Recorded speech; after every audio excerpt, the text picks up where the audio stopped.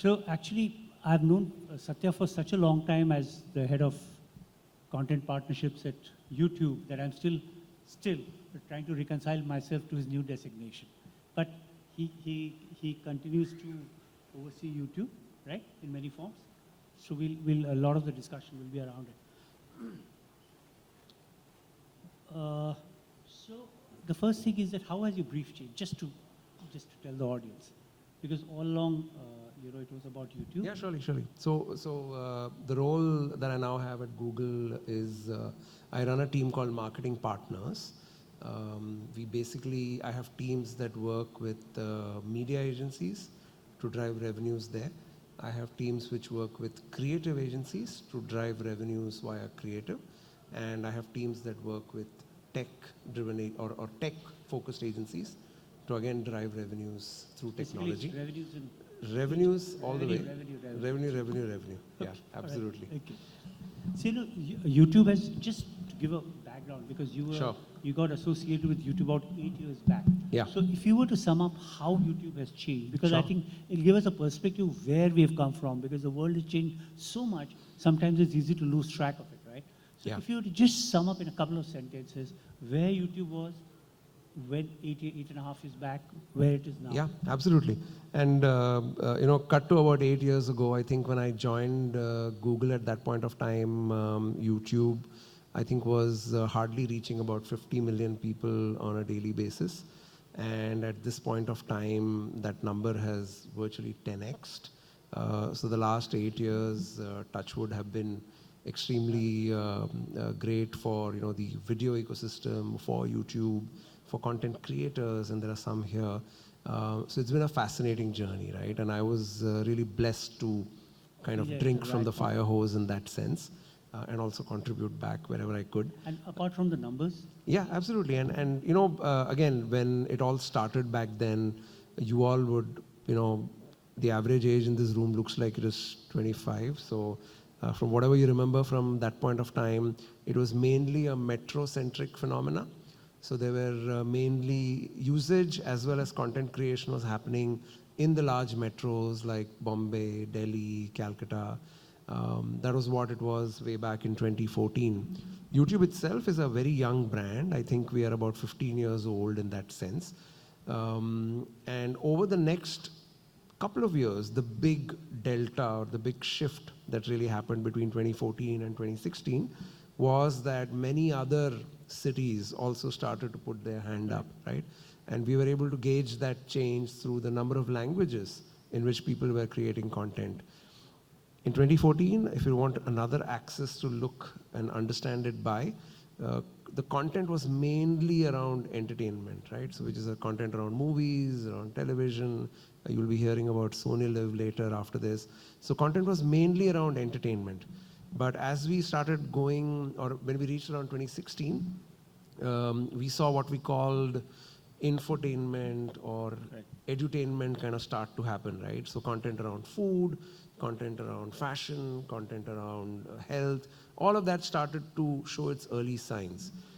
2016 onwards was just, all of these growing very rapidly because of what my good friend Mukesh did, obviously, right, in that sense. And we suddenly saw content being consumed in the smallest of cities, towns, villages across the country. And when that happened, the use cases also pretty much evolved along with that. I pretty much call YouTube as a mirror to Indian society. It kind of shows us what is out there, and it learns from society, and it kind of keeps moving in that in that virtual cycle in that sense. Yeah, virtual cycle. And around that point of time, education started to emerge as the next big pillar. And this was education not just for young kids in school, but also for people who were seeking professional certification, right? But this focus on education has been since the last couple of years? Last 3 or 4 years, right? Literally, post 2017, 2018 was when it exploded purely because of the number of people it started to reach. So what specifically are you trying to do in education? I mean, if you were to just focus. Yeah, at the core of what we do at Google and YouTube is we work with content creators, basically enabling them to create content better so that it can reach their audiences. So there are teams which are working, the teams that I used to run would work directly with a whole lot of content creators and partners. We now have teams that are scaled. No, but specifically on education, what are you trying to do? Oh yeah, no, so in education, so the broad fundamentals are the same, but a lot of specialization starts to happen. So for example, as recently maybe as 2 months ago, we introduced a feature for education called courses.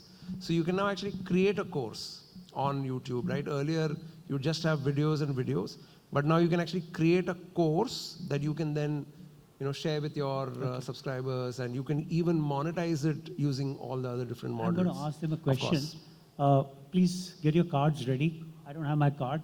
So when you go, do I get a card? No. He doesn't get to vote. Okay.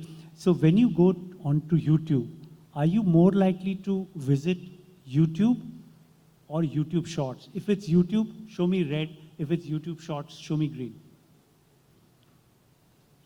It's YouTube still. Yeah. Shorts is, well, still coming up short. So this is, as I said, right, the average age of the audience is a little different here. I was complimenting them by saying 25. I think it's a little closer. Little closer to 30 is what I would say.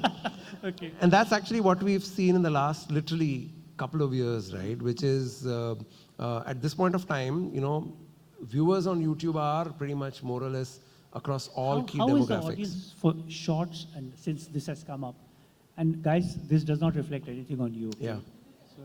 So how is the audience for YouTube and YouTube Shorts different currently? Yeah. So currently, if all of YouTube reaches this much, Shorts is the fastest growing part within YouTube. So how many of either maybe not in terms of time spent, in terms of out of these 500 million people every day, how many would visit Shorts? Yeah, so I was just going to show it with my hands, right? I can't reveal the exact number. So let's say if this is all of YouTube. YouTube Shorts is pretty much 40% to me, right? And growing perhaps the fastest, right? Okay. So these are new users as well as existing users, because use cases are perhaps different for Shorts. Shorts is on the go. Shorts is literally, the session time is super large, right? People are watching hundreds of videos at one go because they're all like, 15 seconds, 30 seconds and things like that. Right.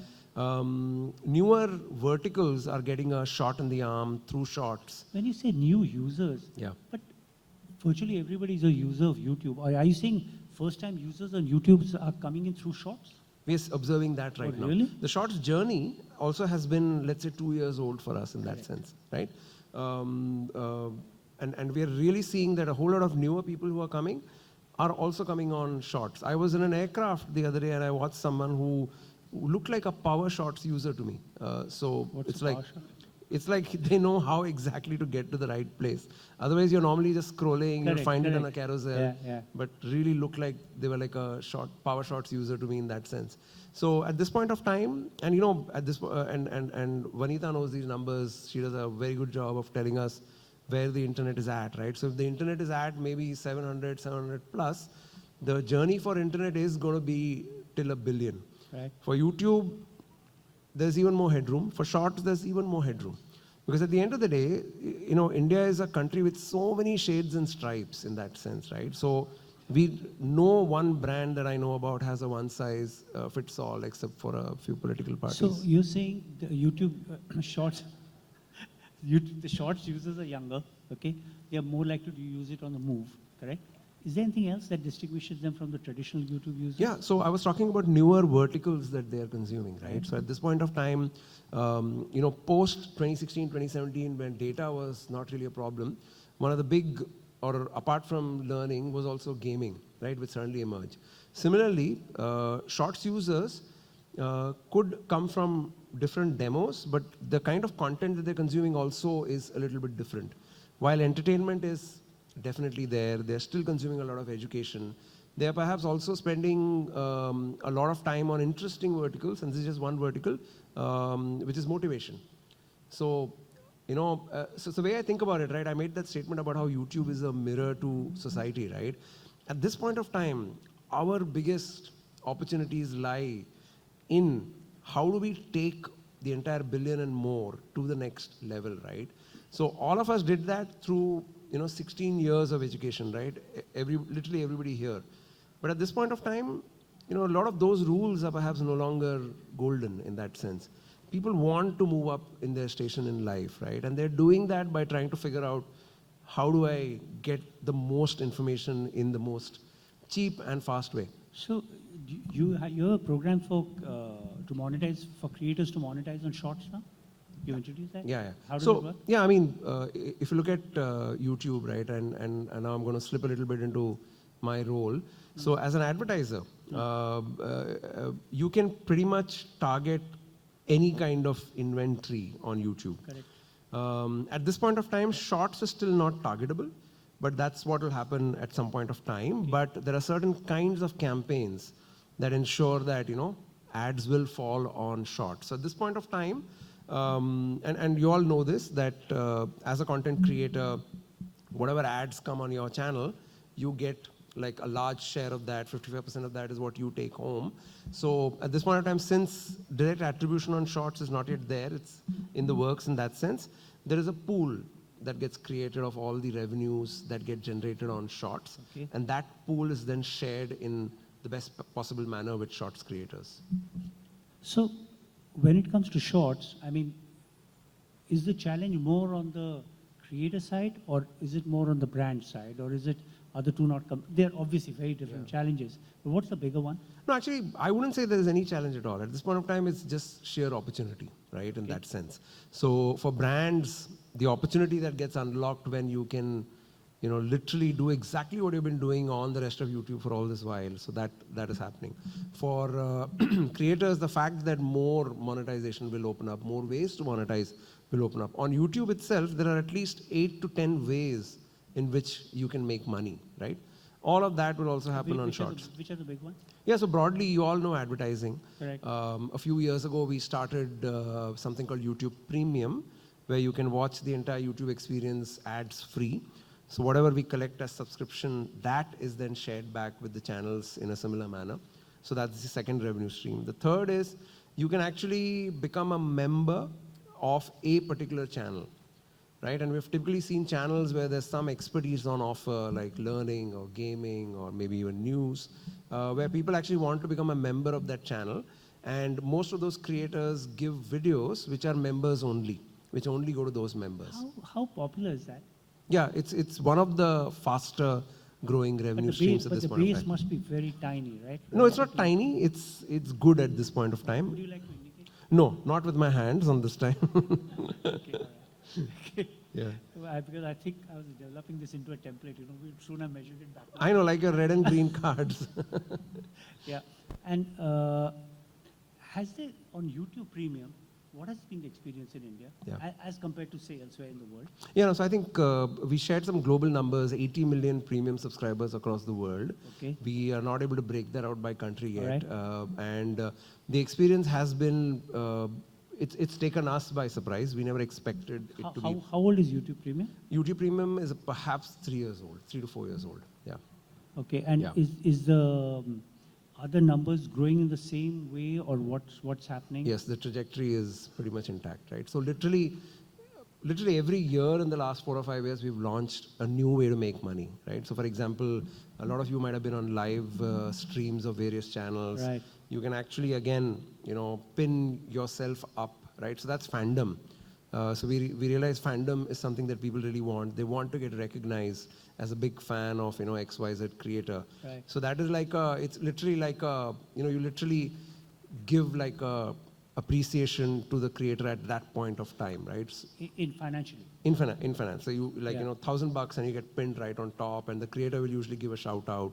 And that's what they want, right? They want, that moment to happen. Are these kids very young adults? What kind of people? It's a mix. I have done it myself on a couple of creators. For who for? I can't tell you that. He doesn't tell us anything. Okay. Yeah. Okay. Yeah. Right. So it's a mix. It's a mix. So it's just for the joy of supporting somebody. Yeah, it is right. I mean, see, at the end of the day, the reason why we perhaps go to a concert is very different from the reason why we would take a music Correct. subscription. Correct. So it's exactly that, right? So different strokes for different people in that sense. Right. Okay. So as you know, when we were talking earlier, you were saying something that uh, it's your task to get brands to think digitally Yes. first and to think of them as creators, Yes. right? So what are the circumstances under which you think it works best? We had a discussion around brands as creators earlier Yes. in the day. Yeah. So what are the buttons that you press, as it were, for the No, absolutely. brand? And the reason why all of that is so important today is also important, right? So I thought I'll just kind of put that out there first. So at this point of time, we are seeing an amazing tipping point happen in marketing. So earlier, I mean, you all remember the days when advertisers would only perhaps advertise on television. So they would come out with a 30-seconder and they would put it on that 9 p.m. slot and want to reach millions of people. But use cases for brands are becoming even more, you can say they're ROI driven at this point of time.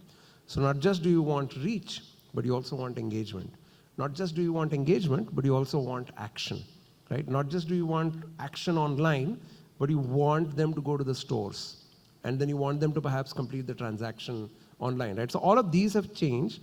Digital being where it is at today, and a lot of the third-party reports that came out last month would have shown you how perhaps digital is like larger, as large, Correct. faster than traditional in that sense, right? So a lot of that has created what we are calling like a tipping point in marketing. Okay.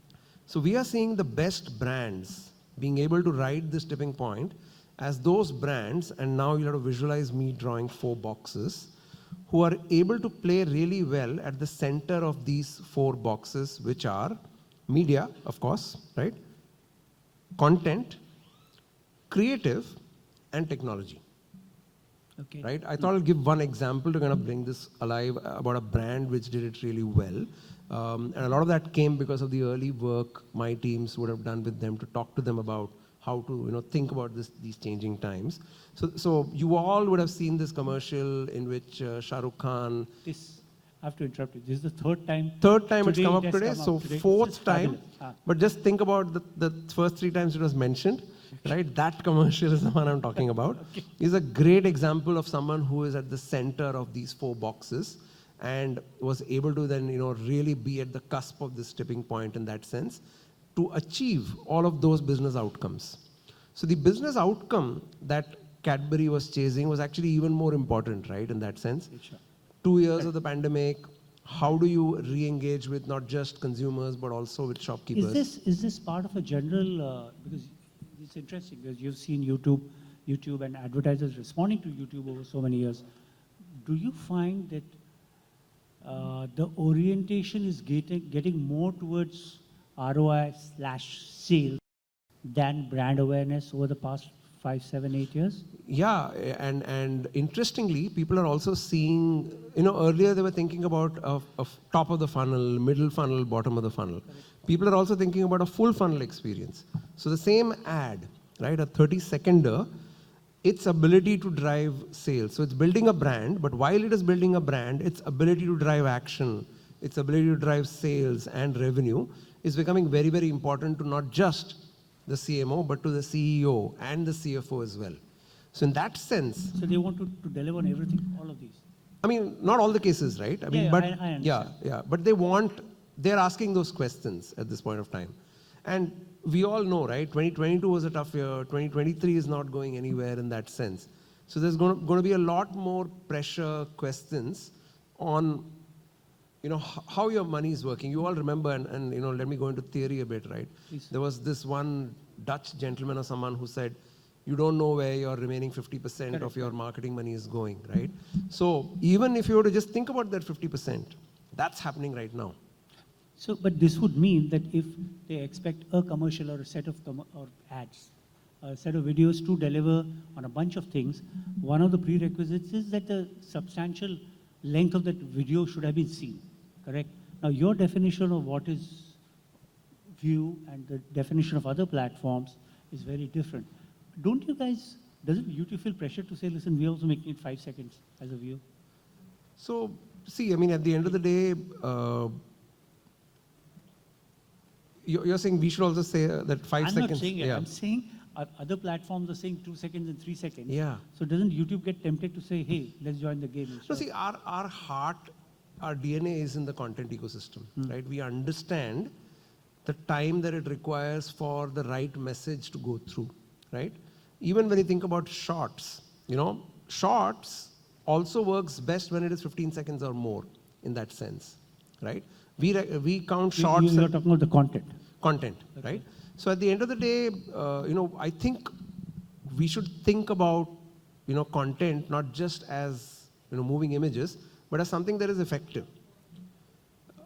So which is why a lot of work on, what is the right duration for content, for advertising, is what, hundreds of scientists sitting somewhere are probably doing. Okay. All right. Folks, we are kind of through. We've got 1 minute and 21 seconds. If anybody has any questions, please raise your hand, identify yourself, and keep your question very short, because it's all about shorts anyway. So, okay, the lady here, I think I can see one. Oh, so I'm sorry, someone Hello. here. Yeah, Am please I go on? ahead. Yeah, hi, so my name is Ayushi. I had a question, like we covered the content side, but I had a question related to the advertising side. We know that Google makes majority of their revenue through ads, but there has been a rumor going around, actually it's a confirmed rumor, that Google is planning to go cookieless by the end of 2024. So how are the dynamics going to change after that? What are the, what are the ways that you can get the same ad revenue with that environment? Absolutely. I'll try and answer this very quickly. So marketing is moving from, an era where it was, where you could exactly pinpoint the person. So knowing where or what Srikanth does on his weekends was what marketers were chasing all this while, right? But increasingly, Srikanth is very worried about his privacy. He's very worried about sharing his name, his details, and all of that, right? Because the world has changed in that sense. What a cookieless future does is actually enable us to reach people like Srikanth, right? But not exactly know what Srikanth does on a Saturday afternoon, because that is now, getting into his private space. So that is what Google is also recognizing, and we are building actually solutions where we can take first-party data that belongs to an advertiser. So it's their data, it's not our data. Understand that using AI, ML, and a whole lot of strategies like that, and then target people like that on our platforms with remarkable accuracy and ROI.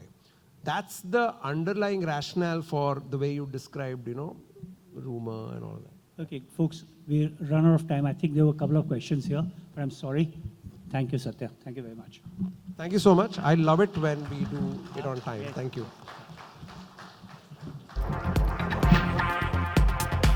Thank you so much, Satya. And this is on behalf of all of us. Thank you so much for being here and for sharing first-hand information. Can we have a huge round of applause, ladies and gentlemen?